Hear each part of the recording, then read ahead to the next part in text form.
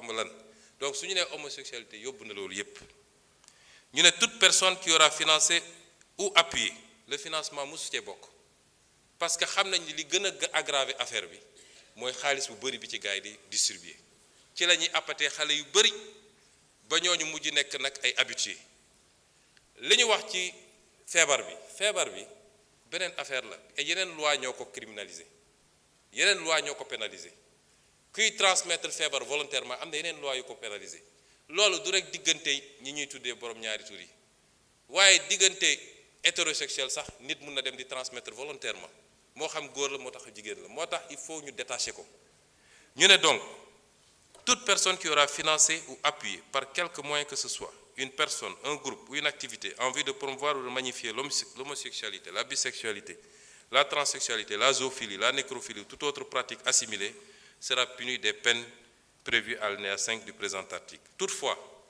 n'entre pas dans le champ d'application du présent article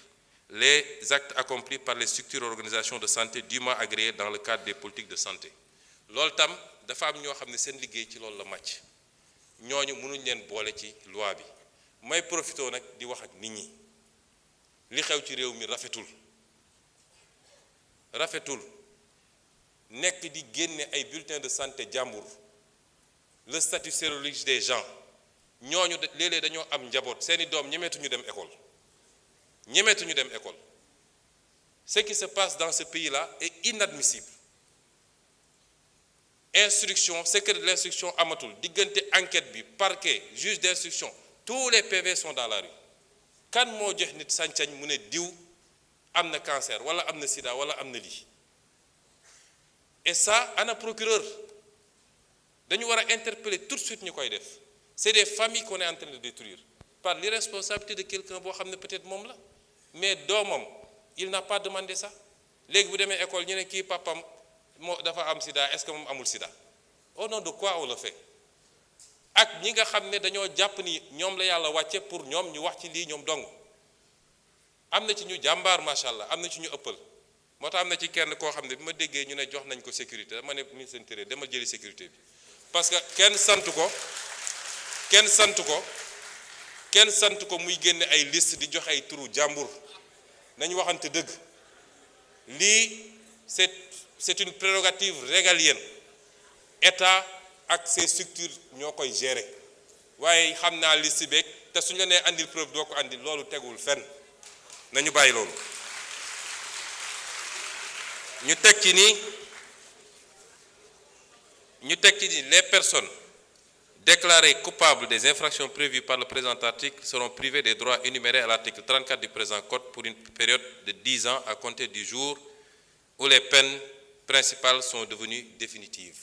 On parle ici de perte de droits civiques. Toute personne, moi je me donne wax léegi, qui aura dénoncé par l'un des moyens énoncés à l'article 248 l'un des actes prévus au présent article sans en apporter la preuve sera puni d'un emprisonnement de 2 à 5 ans et d'une amende de 500 000 à 2 millions. Parce que nous nous permettre aussi du rek dénoncer sans preuve mais jóg nit romb la nga ne gis naa loxo bi daf ko damm nga dem naan damay dem këram boo ko defee yoon dal sa kaw ñu ngi leen di gërëm di leen sant. Vous avez 2 minutes de plus. Monsieur le ministre. Il vous reste 2 minutes, hein? Oui, c'est 32 minutes.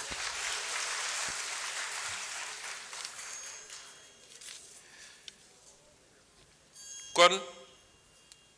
lii li ma ci wax léegi rek dafa am loo xam ne nag bu ko ab réew bëggee parce que lii réew mi yépp jàngu bi jullit ñi ba ci bois sacré bi ñépp a ci daje ñépp a ci dëppoo ay at ñu koy wax ay nit ŋànk fi réew mi ne duñ ko def président bi fi jógee dafa mu sa taxaw ñu laaj ko ci tubaab bi mu ne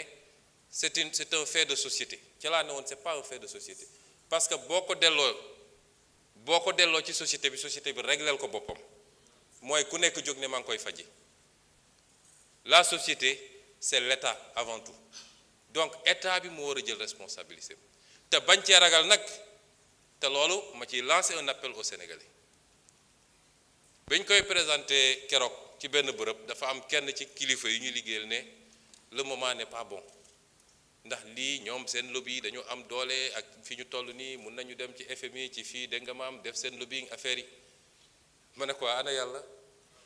ana peuple sénégalais ana peuple sénégalais waaye nag peuple boobu laay waxal ku ñaan am ay dirigeants yu souverain ñeme li ñuy def jiital seen réew da ngay ni def bloc derrière ces dirigeants là parce que fu la àdduna yépp songe wala ñu joxoñ la sa réew bu takkoo sa gannaaw rek dara mënul am lu dul ndam rek kon ñu ngi leen di gërëm di leen sant. Merci beaucoup. La parole est à notre collègue Fatma Mbodj. Fodé Mané se prépare.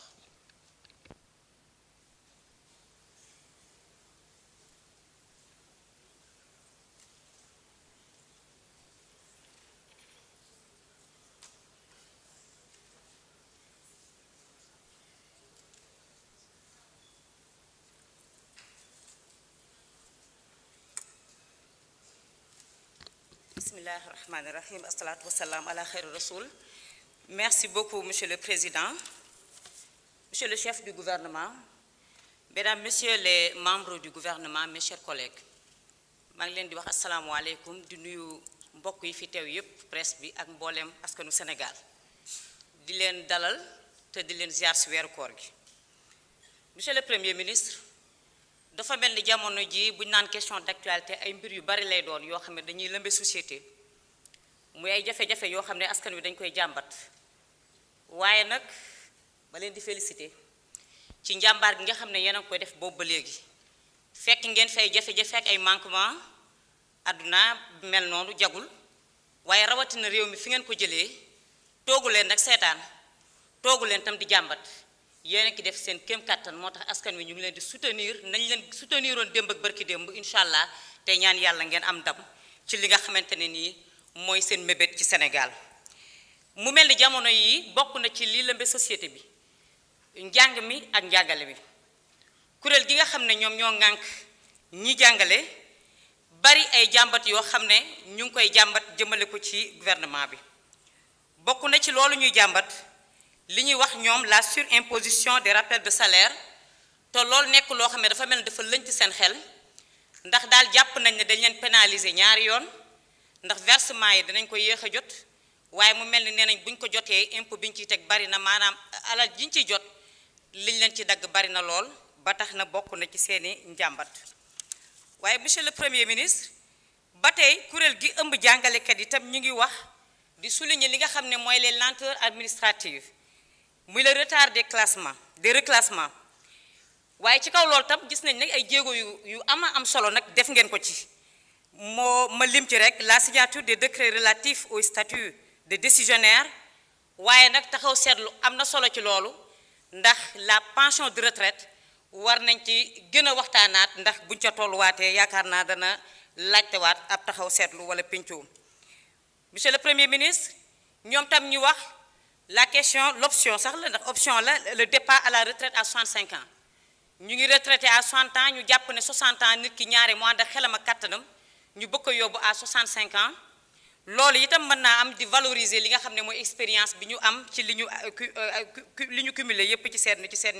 parcours waaye en tant que membre de la représentation nationale foofu it man dinaa ci am ak jàngat ndax loola du am impact boo xamante ne nii dana feeñ ci xale yi nga xam ne les jeunes yi nga xam ne dañu taxaw ak seen diplôme te bëgg a jàngale wala bëgg a liggéey ak it ndax gafaka réew mi àttan na loolu muy la soutenabilité budgétaire waaye ba tey jàngalekat yi tam ñu ngi jàmbat la rémunération ñoom jàpp nañ ne c'est inéquitable avec des disparités entre statut entre corps yooyu yëpp daal jàpp nañ ne mbir la yoo xam ne dafa jóoru ci seen kaw te jàppewuñ ne dëgg la gu nekk ci ñoom les maîtres contractuels les maîtres et les professeurs contractuels ñoom it janvier dafa am décret le président waxoon dafay généraliser l'indemnité de logement ñu jàpp ne ci la ñu bokk